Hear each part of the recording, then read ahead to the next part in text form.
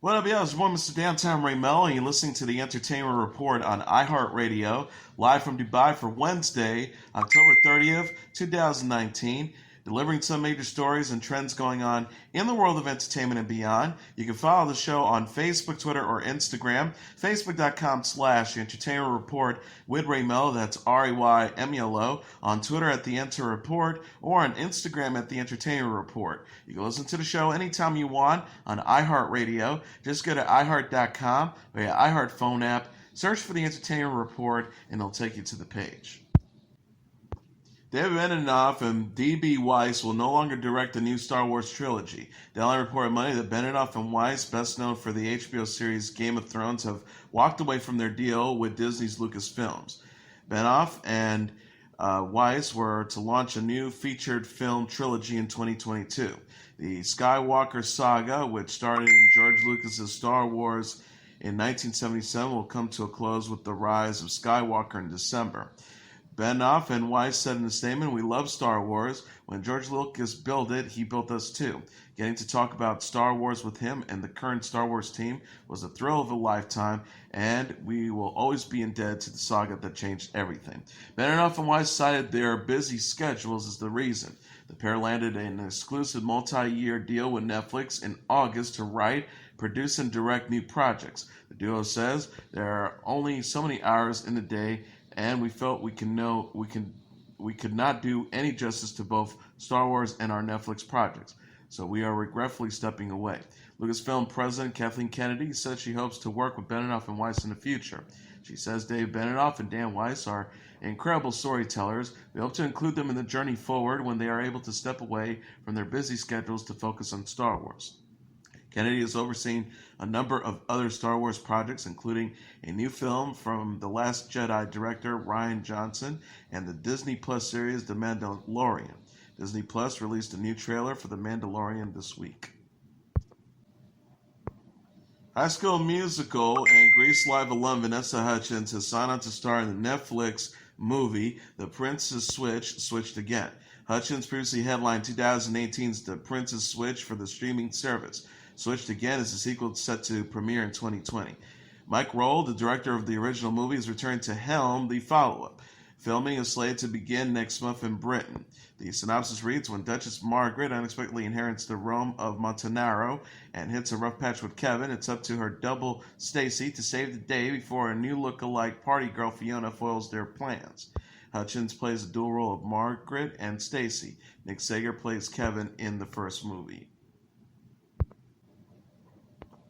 Warner Media has ordered a straight-to-series House of the Dragon, a 10-episode drama set 300 years before the events of Game of Thrones. Co-created by author George R.R. Martin and Ryan Condal, the adaptation of Martin's fantasy novel Fire and Blood tells the story of the House of Targaryen.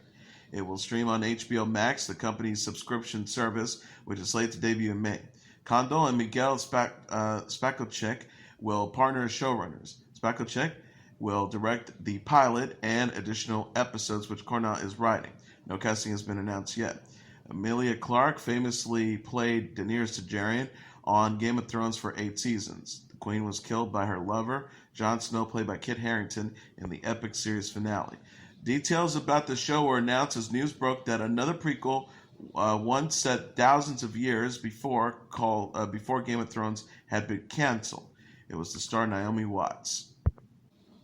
HBO has scrapped the first Game of Thrones prequel series it ordered, unnamed sources revealed Tuesday. The Deadline first reported the news, and Variety confirmed, though HBO did not comment. Naomi Watts starred in a pilot filmed over the summer in Northern Ireland, where the original series filmed some of its scenes. Miranda Richardson, Joshua Whitehouse, Naomi Ackel, Denise Guff, Jamie Campbell-Bower, and Marquise Rodriguez were among at least the 16 announced cast members. Jane Goodman wrote the pilot, and according to reports, emailed cast and crew to tell HBO was not moving forward with the series. Goldman's prequel was set to during the Age of Heroes, thousands of years before George R.R. Martin's books. Entertainment Weekly confirmed a Game of Thrones spin-off about the Targaryen Civil War is still in development. The reporter added that the series would be more closely tied into the beginning of the 2011 series. Game of Thrones ended this year in its 8th season, winning multiple Emmys for its cast and artists. Some fans criticized the finale of the hit series, feeling its final 2 episodes were rushed and betrayed its characters. Some even launched a petition to add HBO to reshoot the final season, but HBO declined to oblige. Reruns of Adult Swim's Rick and Morty and Comedy Central's South Park will stream on HBO Max when the service launches next year. Season 4 Rick and Morty is to have its television debut on November 10th. Future seasons will continue to premiere on Adult Swim before streaming on HBO Max. HBO Max launched in May. Kevin Riley, the Chief Content Officer of HBO Max and President of TBS, TNT, and True TV, said in a statement, Rick and Morty exploded onto the scene in 2013 and quickly drew a legion of rabid followers from critics and young fans. The jokes come fast and frantically, and in a smart comedy concoction we're so happy to deliver on HBO Max. The animated series follows the intergalactic adventures of a scientist and his grandson. Its voice cast includes Justin Roiland, Sarah Chalk, Chris Parnell, and Spencer Grammer. All 23 seasons of the cartoon South Park, created and voiced by Trey Parker and Matt Stone, will be available for streaming on HBO Max in June. For the next 3 seasons, new episodes of the show about childhood friends living in Colorado will offer on the service 24 hours after they air on Comedy Central. Riley says South Park is unequivocally among the best, setting the satirical gold standard with a consistent finger on the comedy pulse. Audiences have connected with Stan, Kyle, Cartman, and Kenny, either alive or dead, for over 20 years, and we look forward to connecting these characters to a new audience on HBO Max. Warner Media has announced that the 3 new DC Comics shows will be coming to upcoming streaming service HBO Max. Greg Berlanti, the producer behind the CW slate of DC Comics programming, including Arrow and Flash, is spearheading a Green Lantern-inspired series for HBO Max and an anthology series titled Strange Adventures. Green Lantern is one of DC's most popular and recognizable heroes. The character uses a powerful ring that can create green constructs based on anything from his imagination and is a member of a galaxy-spanning police force. Berlanti helped pen the screenplay for 2011's Green Lantern film, which starred Ryan Reynolds in the title role. Strange Adventures is described as a 1-hour drama series that will feature morality tales that span characters from the DC canon. Berlanti is executive producing alongside Sarah Scheider and showrunner John Stevens, who is also writing. Berlanti said in a statement, both of these original DC properties will be creating for HBO Max will be unlike anything seen on television. An anthology series of cautionary tales set in a world where superpowers exist and in what promises to be our biggest DC show ever made. We will be going to a space with the Green Lantern television series, but I can't reveal any more about that just yet. Warner Media also announced that Elizabeth Banks is executive producing a half-hour comedy series titled DC Superhero High. The show will follow a group of students as they navigate adolescence at a boarding school for gifted teens. The students don't realize that one day that they will become legendary DC superheroes. HBO Max on the DC movie side will contain all of the live-action films from the last decade, including Joker and every Superman and Batman film from the last 40 years. The service will be launching in May 2020. Director Ridley Scott's 10-part sci-fi drama Raised by Wolves will be streamed on Warner Brothers' soon-to-launch subscription service, HBO Max. Scott's movies include The Martian, Blade Runner, and Alien. He recently finished filming Raised by Wolves in Cape Town, South Africa. Aaron Kotowalski wrote this series and serves as a showrunner, starring Travis Fimmel, Amanda Collin, and Abubakar Salim. The series is about 2 androids raising human children on another planet. Kevin Riley, the Chief Content Officer of HBO Max and President of TBS, TNT, and True, said in a statement, as we strive to create a creative high bar for HBO Max, there's no better person to set that bar than Ridley Scott as he delivers his first season of yet another incredible vision realized. The project was announced last year. It was initially intended to air on TNT. Apple is launching its new streaming service, Apple TV Plus, on Wednesday with flagship series The Morning Show starring Jeffrey Aniston, Reese Witherspoon, and Steve Carell. Based on the 2013 book Top of the Morning, Inside the Cutthroat World of Morning TV by former New York Times reporter Brian Stelter. Morning show stars Aniston as Alex Levy, an anchor of a popular morning news program. After a longtime on-air partner, playback career is fired for sexual misconduct, Levy must fight to hold her own job amid competition from an up-and-coming journalist, played by Witherspoon, as the network looks to start fresh with new faces. Witherspoon said on Friday, Brian Stelter's book was just incredible, while speaking at an Apple House hosted brunch in Beverly Hills. It pulled back the curtain on female salaries, pay inequity, and the way women were rated by focus groups. Even though the men weren't, and about how you age as a woman, when you were 40 years old, you were basically put out of pastor. That's what she said. And the reality stands in which Aniston and Witherspoon, who in addition to starring roles in Morning Show, also share executive producer credits on the series. Aniston said, "We've been doing this for a long time. To be two women at the ground level of this new streaming service builds this experience together. We feel pretty excited." A beloved fixture on the TV landscape, beginning with her 1994 breakout role in Friends, Aniston's long history with the media does much more to enhance her new role in The Morning Show. She says, "It's really about a woman who's been doing this for years and years, and she's very well known." But, she said, she also got a bit lazy at that stage of her career, and I think she had to emerge from all that once this crisis happened. It's a big wake-up call for her. In preparation for the role, Aniston said she spent a 14-hour day on the set of ABC Morning America, shadowing the participants as they put together the daily broadcasts. Conan O'Brien and Team Coco are working with HBO on 5 new stand-up comedy specials. O'Brien will host 2 of the programs, which will feature short sets from multiple up-and-coming comics. He will also curate 1-hour-long sets from 3 other comedians. The streaming service, which is to launch in May, has secured as well the rights to a Team Coco produced special headlined by James Veitch. The names of the comedians who will appear in the 5 other specials have not been announced yet.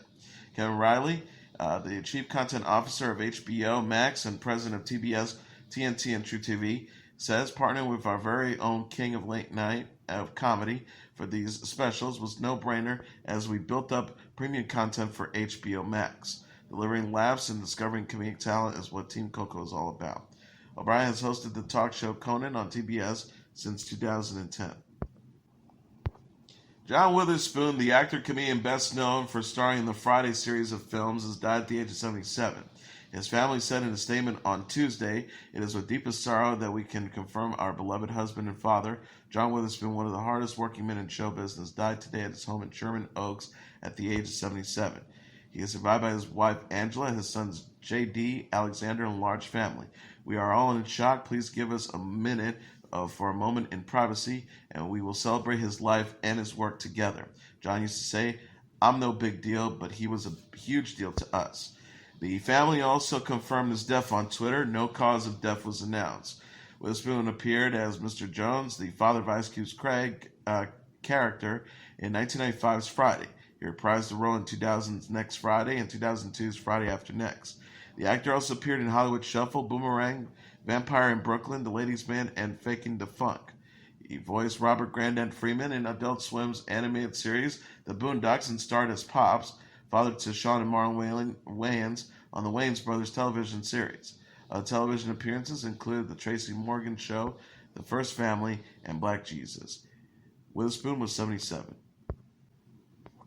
Alex Trebek is helping to raise awareness about pancreatic cancer amid his battle with the disease. The 79-year-old Jeopardy host appeared in a new public service announcement for the World Pancreatic Cancer Coalition released Wednesday ahead of World Pancreatic Cancer Day. Trebek mentioned pancreatic cancer's deadly 5-year survival rate and urged people to pay attention to risk factors and symptoms.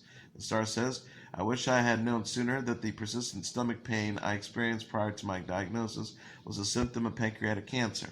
He added, "Other common symptoms can include mid-back pains, unexplained weight loss, new onset diabetes, and the yellowness of the skin and eyes. Trebek encouraged people to support World Pancreatic Cancer Day, which falls November 21st, by wearing purple and spreading the word on social media. Trebek was diagnosed with stage 4 pancreatic cancer in the spring.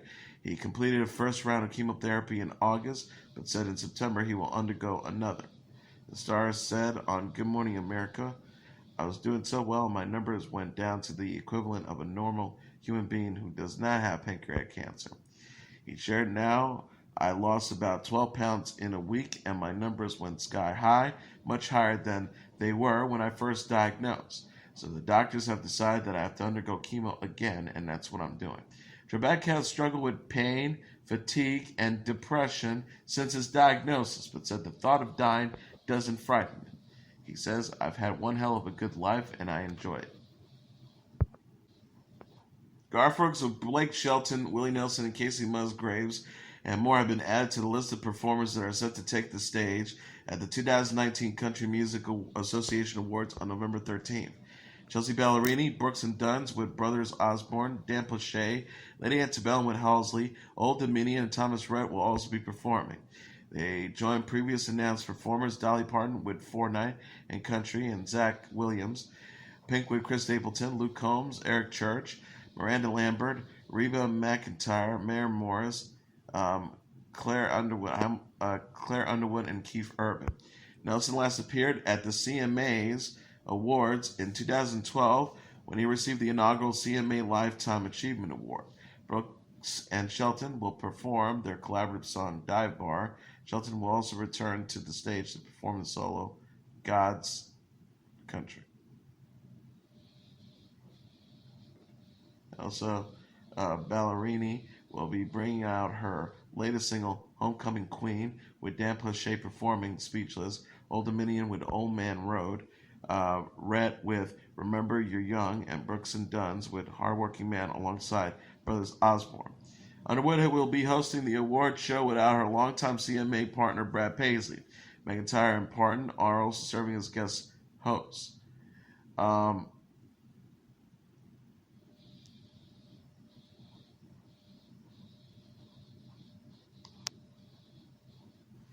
The CMAs will be held at the Bridgestone Arena in Nashville and broadcast live on ABC at 8 p.m. Eastern Standard Time. And as your entertainment report for Wednesday, October 30th, 2019, I'm your host, Mr. Downtown Ray Melo. I'll be back tomorrow to deliver some major stories and trends going on in the world of entertainment and beyond. You can follow the show on Facebook, Twitter, or Instagram. Facebook.com/The Entertainment Report with Ray Melo. That's RAYMELO. On Twitter at The Enter Report, or on Instagram at The Entertainment Report. You can listen to this episode or any previous episodes of The Entertainment Report anytime you want on iHeartRadio. Just go to iHeart.com or your iHeart phone app, search for The Entertainment Report, and it'll take you to the page. Good night, and God bless you all.